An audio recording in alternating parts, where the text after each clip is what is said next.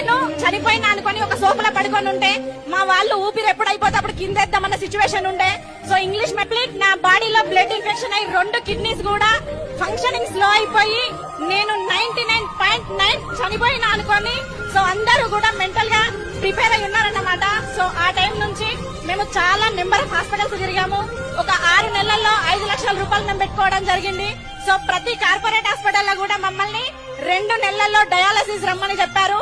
So మా sir కున్న nutrition food supplements knowledge ద్వారా మేము వెస్టేజ్ ఫుడ్ సప్లిమెంట్స్ ద్వారా నాలెడ్జ్ తీసుకొని మా దగ్గర ఉన్న అవగాహనతోని నేను జనవరి 2024 23వ తారీఖు రోజు నా బర్త్డే మా అప్లయన్స్ రూపంలో వెస్టేజ్ ప్లాట్ఫామ్ మా దగ్గరికి రావడం జరిగింది. నా బర్త్డే రోజు వెస్టేజ్ ఫుడ్ సప్లిమెంట్స్ తోని నేను పునర్జన్మం పొందాను. బిఫోర్ వెస్టేజ్ నేను హాస్పిటల్లో 40 రకాల టాబ్లెట్స్ నేను వేసుకునేదండి. సో వెస్టేజ్ లకు రావడంతో 25 రకాల క్యాప్సిల్స్ నేను తీసుకున్నాను. సో 3 నెలలు జనవరి ఫిబ్రవరి మార్చ్ నేను వెస్టేజ్ ఫుడ్ సప్లిమెంట్స్ వాడడం స్టార్ట్ చేశాను. ఏదైతే 3 నెలలకి నన్ను డయాలసిస్ రమ్మని చెప్పారో అదే డాక్టర్ నా రిపోర్ట్స్ చూసి షాక్ అయ్యారు. నా సీరం క్రియాటిన్ లెవెల్స్ అనేది సో టైం లేదు, నా సీరం క్రియాటిన్ లెవెల్స్ అనేది 2.1 ఉండేది.